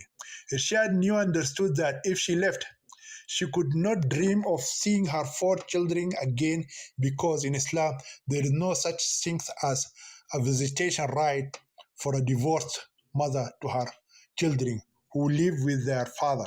So because of her circumstances and her intense love for her 4 children, Irshad reluctantly agreed to fulfill the Sharia condition. Never has an Australian woman Never has the Australian woman felt more humiliated and abused throughout her life than when the ugly Somali man brutally raped her in her bedroom with full knowledge of her Saudi ex-husband. Meanwhile, Mustafa sits outside his bedroom as if he was the bodyguard of his ex-wife's rapist or the beam who brought a man to fuck his wife in his bed. The body of the so-called thrice divorced wife's pussy bestia emits a stench like the decomposing corpse of a dead animal. While raping her, his mouth produces a foul smell of snuff and bad breath. Looks like he hasn't brushed his yellow teeth or taken a shower in his life. He jumped over her body like an animal jumping over the body of resisting female animal or a dog fucking his doggy in the street and in a broad daylight. Irshad felt like a prostitute being raped by a homeless hostler who had come from the streets. Once he attacked her body, she began to fight back and push him away. He is such a strong man as a terrorist that she could not expel him from her body. She regretted that she had agreed to be locked in the room by a big bad lock from the outside with such a beast man. She did everything she could to stop him from raping her. She scratched his face with her fingernails. She hit his body with her fists repeatedly. She beat his teeth and shoulders with her sharp teeth. During her rape, she was screaming as loud as possible and calling the name of her ex-husband ex-Saudi husband Mustafa over and over again, but no one came to save her from her pussy legalizer. Before his big erect cock emptied the semen into her pussy and then into her uterus, the Australian girl lost consciousness and became like a lifeless corpse. Nevertheless, the Muhallil continued having sex with the dead woman because Islam permits a farewell nikah for a husband with a deceased wife before shrouding her and burying her in a grave. This is which called necrophilia sex with a dead wife. When she managed to regain consciousness and open her eyes again, the Australian girl found herself in the hospital. Her Saudi ex-husband is standing like a devil in front of her with a very angry face and with ugal and his head. He looks at her accusingly, as if she had deceived him, cheated on him, slept with another man, and allowed him to fuck her with his cock in her pussy, and she did that in his apartment, in his room, and on his bed, which he bought with his own money.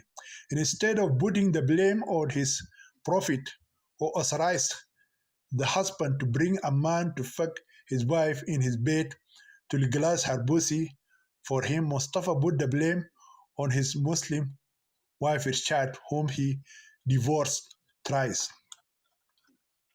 Chapter 9: The obligation of jihad, war on the infidels in the spread of Islam. For the sake of her 4 children, the Australian mother agreed to live with an abusive Muslim husband and allowed another man called Al-Muhallil to rape her in order to legalize her pussy.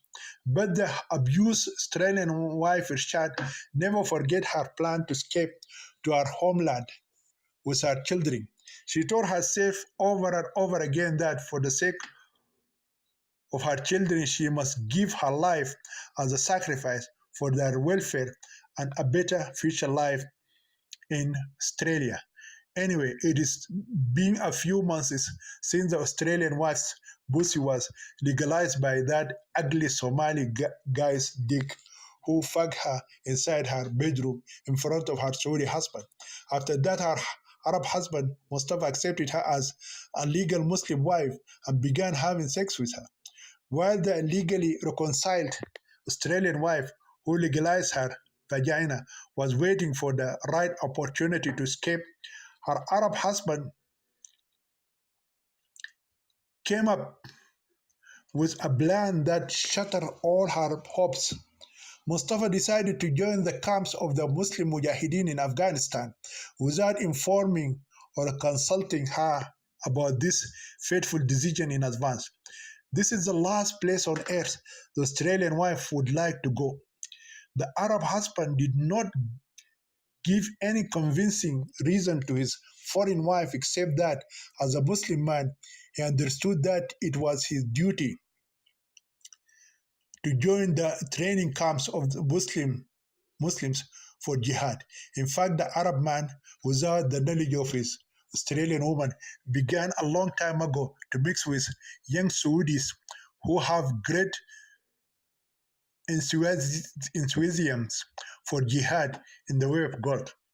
Through that group, he came to know that there was a wealthy and devout Saudi business tycoon named Osama bin Laden, who had spent millions of dollars and established a base for jihad and started inviting Mujahideen Muslims from all over the world to join his army in their training camps in Afghanistan. In those Islamic camps, the Mujahideen learned the correct teachings of the Holy Quran and the authentic hadiths of the blessed Sunnah of the Prophet Muhammad. They will also be provided with the necessary military training to wage jihad war against the infidels.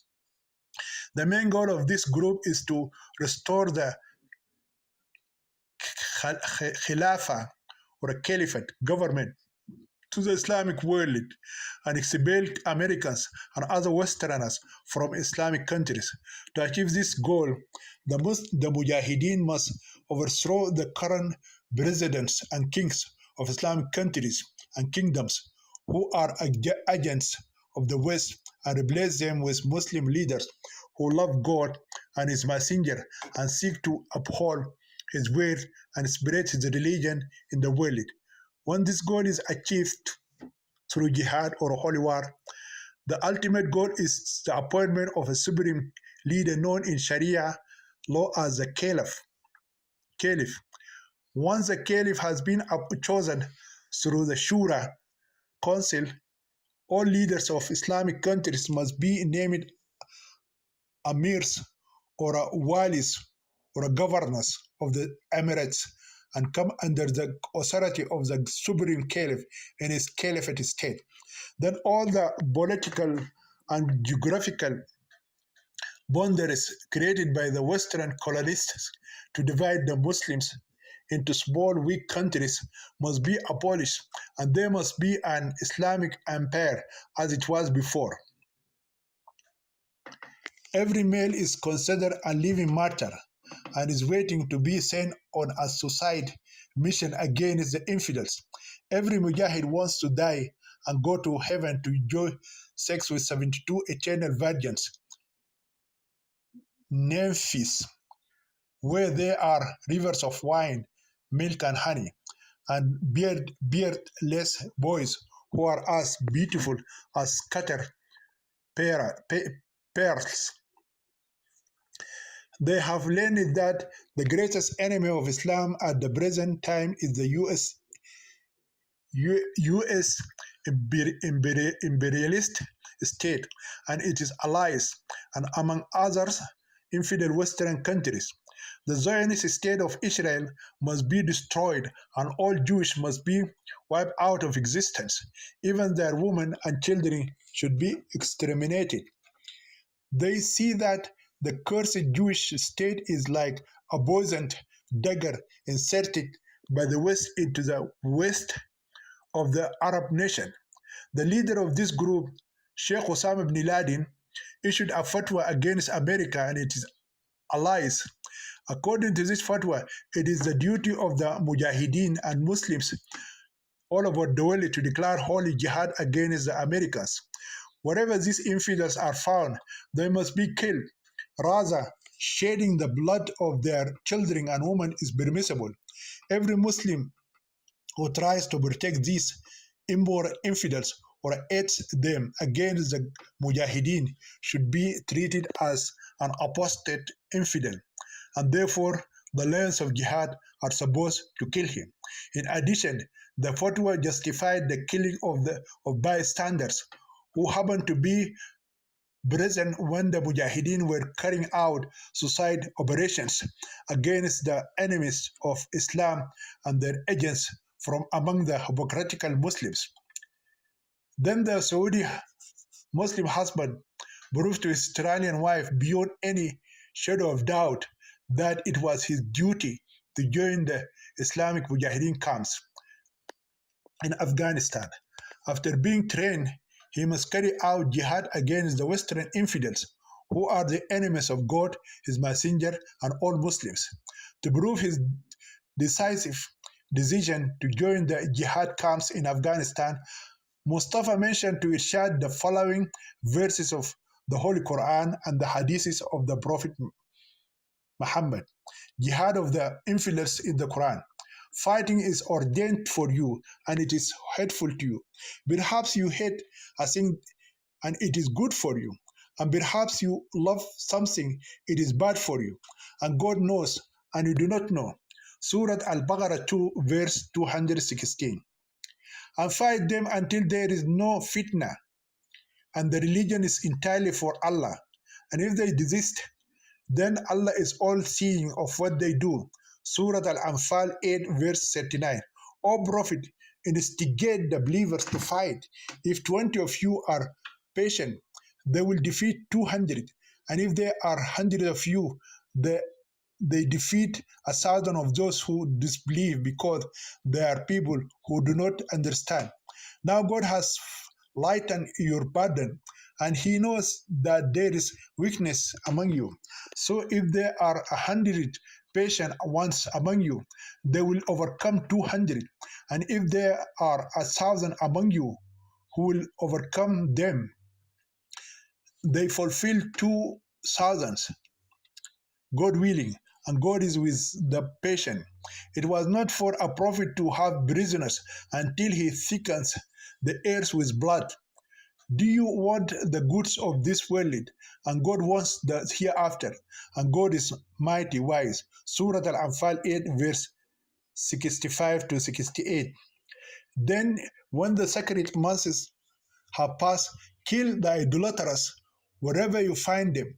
Meet them, besiege them, and lie in wait for them in every ambush. If they establish prayer and beg zakat, so let them go their way. Indeed, Allah is forgiving, merciful. Surah At-Tawbah 9, verse 5. This verse was known as the verse of the sword and the mother of the abrogators, because it abrogated 124 verses. After this verse was revealed, Islam became obligatory for every person on earth, and whoever refuses to be a Muslim is killed. Fight those who do not believe in God nor in the last day, and who do not forbid what God and His Messenger have forbidden, and who do not follow the religion of truth from those who have been given the book, Jews and Christians, until they may pay the jizya willingly while they are humbled. Surah At-Tawbah 9 verse 29. All you who have believed, fight those of the disbelievers who come close to you. That is the closest, then the closest of them, and let them find harshness in you. That is, be harsh with them, and know that God is with the righteous, with aid and victory. Surah At-Tawbah 9, verse 123. So when you meet those who disbelieve, smite the necks until when you have suffocated them, then tighten the chains, so either from us after or as a ransom, until put down the burdens of war. And if God will it, would have you victory, would have you the victory over them, but that He might test one another with one another. And those who were killed in the battlefield, God will not mislead their deeds. Surah Muhammad 47. And those who were killed On the battlefield, God will not mislead their deeds. Surah Muhammad 47 verse 4. Jihad for the sake of God in the hadith of the Prophet. The Messenger of God said, I have been commanded to fight the people until they testify that there is no God but Allah and that Muhammad is the Messenger of God, and perform their prayers and believe the obligatory duty. Sahih al-Bukhari. On the authority of Abu Hurairah that he heard the Messenger of God, may God praise and peace be upon him, say, I have been commanded to fight people until they testify that there is no God but Allah and believe in me, messenger from the Lord, and in all that I have brought. And when they do so, their blood and fortunes are granted from me, except for the cases justified by law, and their affairs are upon God. Sahih Muslim. The Prophet, may God praise and peace be upon him, said, I have been commanded to fight people until they testify that there is no God but Allah and that Muhammad is his servant and messenger. And they have our and they face our Qibla and eat what we eat, and they slaughter what we slaughter, and breed like us. If they do so, their lives and property are forbidden to us, except for what is rightfully theirs. Sunan Abu Dawud. A man came to the messenger of and said, a man fights for the spoils of war, another fights for fame, and the third fights for ostentations. So who among them fights for the sake of God? The Prophet, may God bless him and grant him peace, said, he who fights for the supremacy of the word of God, Islam, fights in the cause of God or jihad. Sahih al-Bukhari and Sahih Muslim.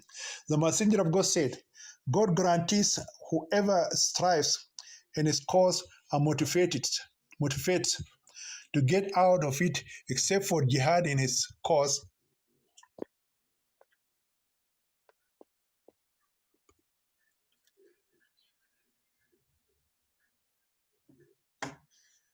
and faith in his word, he will enter paradise if he is martyred, or return him to his abode, the place from which he left, with his reward and booty. Sahih al-Bukhari. On the authority of Abu Hurairah, may God be pleased with him. He said, God made a commitment to the one who leaves his house only to fight for his cause and prove the truth of his word. Either Allah will admit him to paradise or return him to the house from which he came out with reward and spoils. Sahih Muslim. The Messenger of God said, know that that paradise is under the shadows of swords. Sahih al-Bukhari, Sahih Muslim. On the authority of Abu Hurairah, the Messenger of God, may God's praise and peace be upon him, said, I was overcome with terror. While I was sleeping, the keys to the world's treasures were brought to me and blessed in my hand. Abu Hurairah added, the Messenger of God has departed from the world, and now you people, Muslims, are taking out those treasures. Sahih Bukhari, Volume 4, Book 52, Hadith number 224. This hadith said in the correct Arabic version, the Prophet Muhammad said, have been made victorious through terror. The Prophet Muhammad, may God bless him and grant him peace, said, I was sent with a sword between my hands to make sure that no one worships but God, the God who blesses my proficiency in the shadow of my spear, and who humiliates and despises those who disobeyed my command. On the authority of Jabir, on the authority of a man who said, the Messenger of Allah said, O Messenger of God, where will I be if I am killed? He said, in heaven. The man threw his dates in his hand and fought until he was killed. Sahih Muslim. On the authority of Abu Huraira, may God be pleased with him, that the Messenger of God, may God's prayers and peace be upon him, said, every Muslim who died and did not fight for God and did not show desire for jihad, die hypocritical death. Sahih Muslim. In another hadith, he said that he died like those who died in ignorance or before the advent of Islam, which is called the period of Jahiliyyah. The Messenger of God, may God bless him and grant him peace, said, fight everyone in the way of God and kill those who disbelieve in Allah. Ibn Ishq, page 992. While Usama ibn Zayd, the commander of Muhammad's army of Mujahideen, was preparing his forces to start invading the Roman Empire and seizing the lands of the Christians, the Prophet Muhammad commanded him, saying, attack them in the darkness of the dawn and overthrow them and fall on them, killing and burn them with fire and storm them and return with the boot spoils. Ibn Kathir, the beginning and the end, page 135. Ibn Hisham, page 245, and Al-Tabri in History of the Messengers and Kings, page 156. The Messenger of God said that Allah had made me victorious through terror. Sahih al-Bukhari, book 52, hadith number 220. The Messenger of God was asked, what is the best deed? He said, faith in God and his Messenger Muhammad. Then the questioner asked, what is the next best in good? He said, participation in jihad. Sahih al-Bukhari, volume 1, book 2, hadith number 25. The Messenger of God said, there is no migration after the conquest of Mecca except for jihad. When a Muslim ruler calls you to fight in jihad, you must immediately go out and heed the call.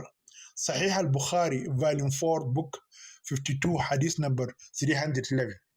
After facing those undeniable verses from the Holy Quran and authentic hadiths of the Prophet Muhammad, the Australian wife Irshad was left with two choices: either leave her 4 children and return to her country, Australia, or take her property and move in with her Saudi husband, Mustafa, to his new destination in Afghanistan.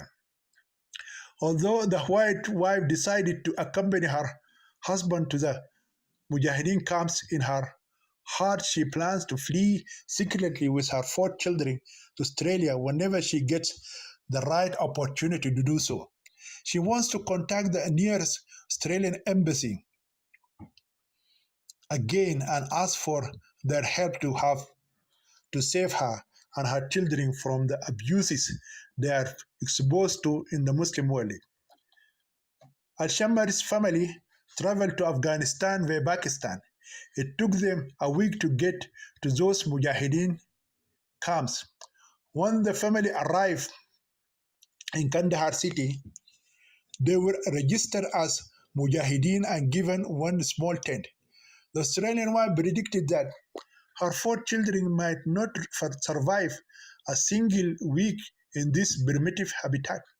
For Irshad, even the Bedouin Arabs she saw in the Sahara Desert of Saudi Arabia live in better conditions than those Mujahideen with whom she had come to stay indefinitely. There are no toilets or showers in these tents. Men and women go out into the wilderness to answer the call of nature, while young boys and girls boob and urinate behind their tents.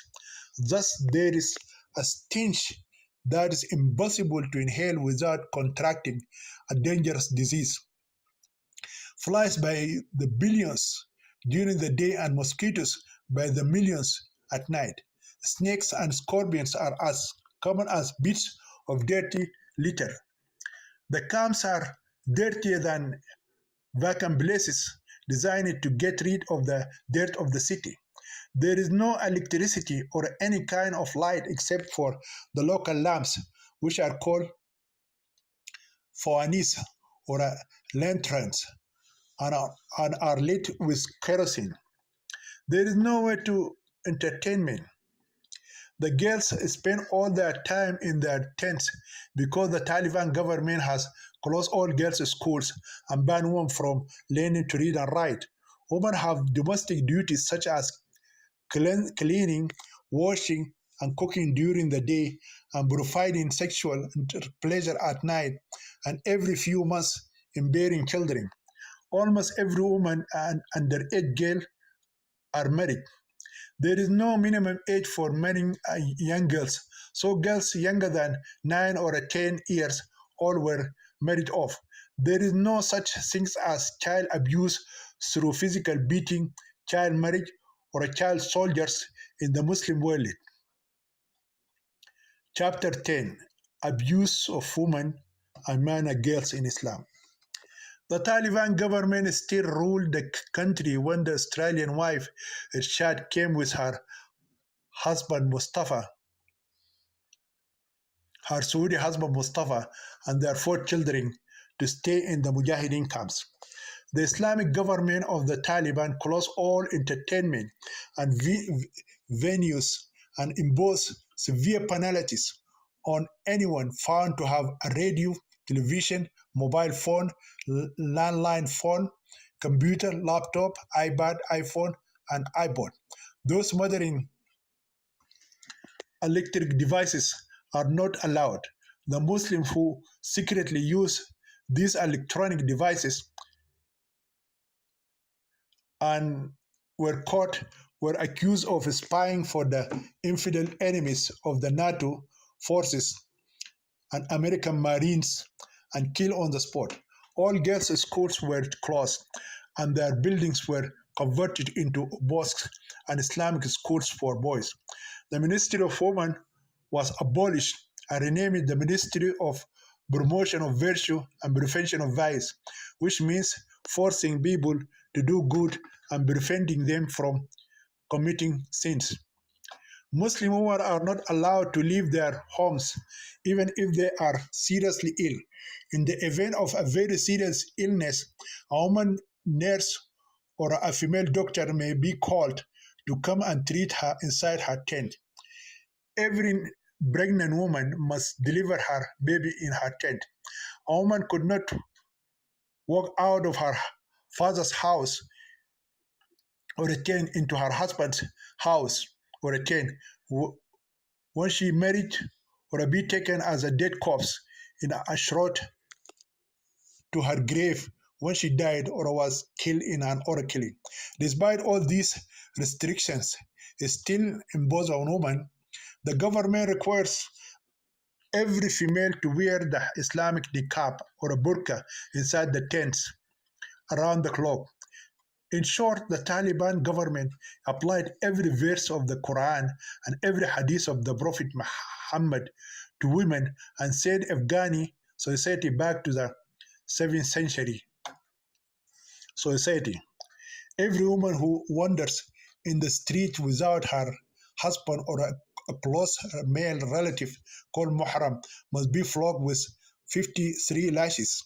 And if she repeats that again, her punishment must be double. Every woman who sleeps with a man before marriage will have both of them flogged with 100 lashes. And if one or both of them married another man or another woman, they will be stoned to death. Male circumcision and female genital mutilation are mandatory without exception. There are hundreds of Sharia laws for women, and each one has corporal punishment. Afghani Islamic law requires all males to attend military training the mujah for the mujahideen from early morning until sunset. During training, they will be taught how to make bombs and how to carry out suicide missions against the impure infidels and the hypocritical Muslims who help them. The Mujahideen are also trained on how to assassinate hypocritical Muslim leaders and senior officials in the Islamic world. Every 100 Mujahideen is headed by an Amir or a religious military commander. The Mujahid must obey his Amir without questioning, even if he asks him to assassinate his father, mother, or a brethren. Refusal to fulfill the Amir's order is considered apostasy and treason, and the penalty is immediate beheading. All mujahideen must consider themselves living martyrs who are ready to die in the path of God or to perform jihad at any moment. Life in mujahideen camps is worse than living in hell. Rather, every mujahid would prefer to blow his body to smithereens and go to heaven to enjoy 72 virgins in paradise and drink from the rivers of wine, milk, and honey than to continue living in those miserable conditions in the mujahideen camps. Therefore, it is a joy for the Muslim youth when his commander assigns him a suicide mission. Hence, the famous saying of the Muslim terrorist, "We love death and our enemies love life."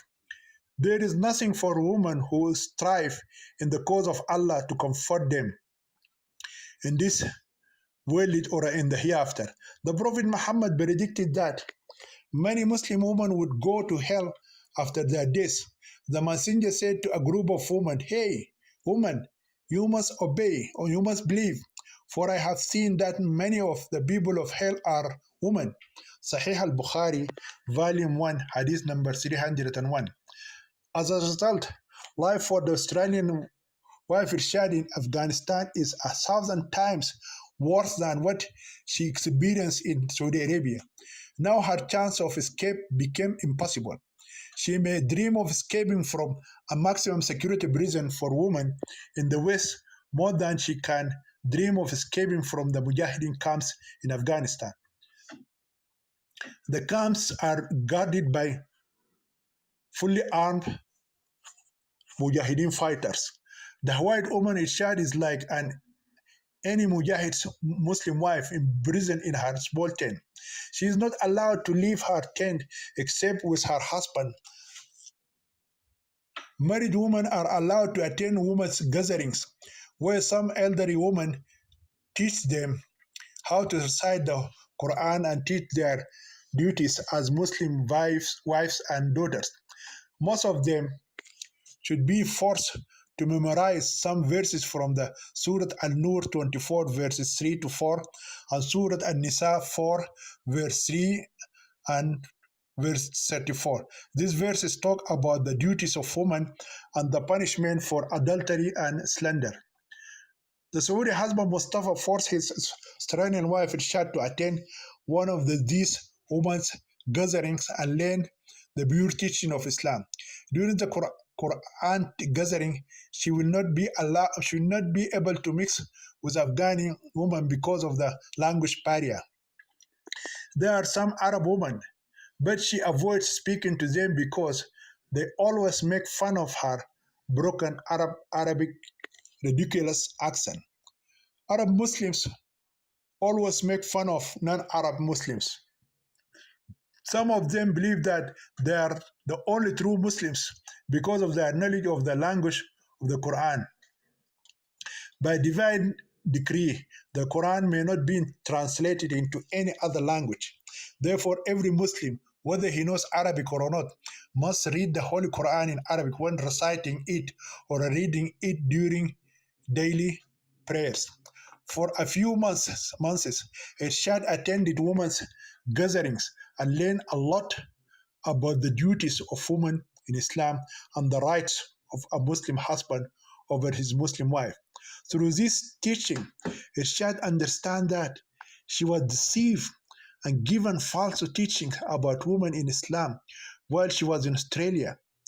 What the wife of the Imam of the mosque in Sydney City told her about women's rights in Islam is deception and not a true depiction of the status of women in Islam. In those women's gatherings in Afghanistan, she was taught that as a woman, she was inferior to men in religion and reason, and this assertion is confirmed by the hadith of the Prophet Muhammad, in which he told the woman, "I have not seen any more inferior in religion and reason than you. Some of you can mislead the cautious and sane man, The woman asked, O Messenger of God, what is lacking in our mind and our religion? He said, isn't the testimony of two women equivalent to the testimony of one man? They answered in the affirmative. He said, this is a deficiency in your intelligence. Is it not true that a woman does not pray or fast during her period? The woman answered in the affirmative. The messenger said, this is a deficiency in your religion. Sahih al-Bukhari, hadith number 301. The white woman Irshad was also taught that as a woman, she always runs the risk of committing adultery, rape, or masturbation to religious men. All the abusive practices against women that Muslims in Western countries try to hide and deny, the Australian girl found to be the correct teachings of Islam and supported by verses from the Holy Quran and the correct hadiths of the Prophet Muhammad. Obligation to beat disobedient Muslim women. The Quran says about that men are the maintenance of women because God has made some of them superior to the others, and because they spend on them from their wealth, according to what God has preserved. And as for those whose disobedience you fear, admonish them, leave them alone in the beds, and beat them. If they obey you, then do not transgress against them away. Indeed, Allah is high, great. Surah An-Nisa 4 verse 34. Female genital mutilation or a cutting. Aisha narrated an authentic hadith that the Prophet said, if a man sits between the forearms and legs of his wife and the two circumcised parts come together, ghusl is obligatory. Sahih Muslim, hadith number 349. With the two circumcised parts, the Prophet of Islam meant the circumcised male penis of the husband and the circumcised female penis to his wife when they met during sex, and the circumcised female pussy to his wife when they met during sex.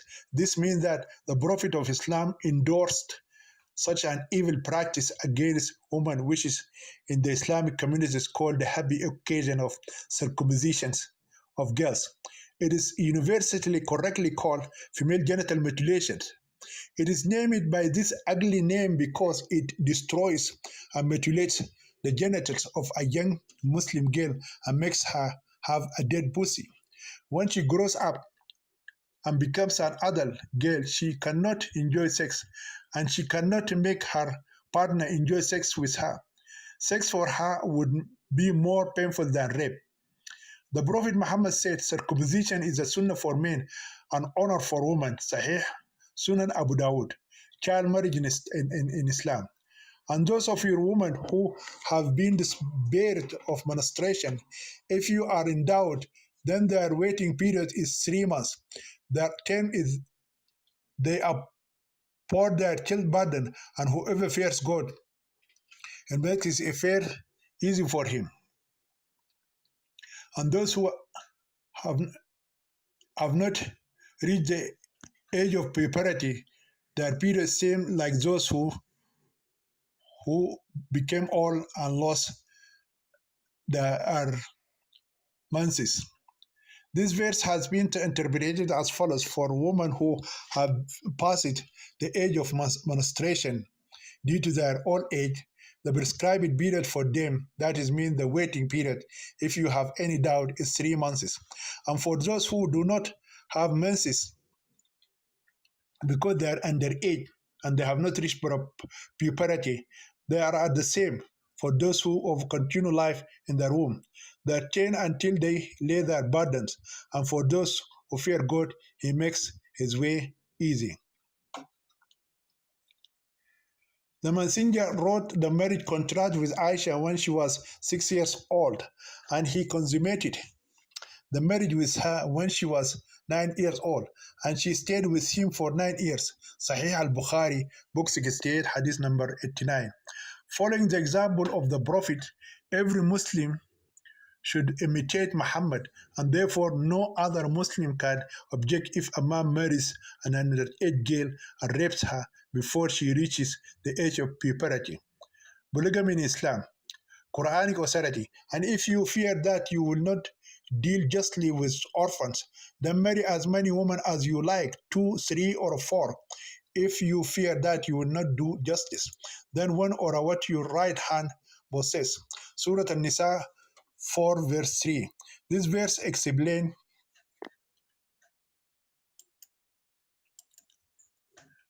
as a man is allowed to marry women as seem good to him, two or three or four. And if he fear will not do much justice, only one. Or he can have sex with the captives that his right hand possess, even without marrying them. It's obligatory for Muslim women to wear the hijab and ibaya or the niqab and burqa. The Quran says to the Messenger Muhammad, O Prophet, tell your wives, daughters, and believing women to put on their outer garments. Surah Al-Ahzab 33 verse 59. Muslim women are not only required to cover their heads and wear long clothes to cover their bodies, but they are not supposed to go outside their homes or be seen by men. The Prophet, may God bless him and grant him peace, told Salama and Maimuna, his two wives, when Ibn Maktoum entered the house to put on their head scarves. But he is blind, they said. The Prophet, may God bless him and grant him peace, answered, but are you also blind? Don't you see him?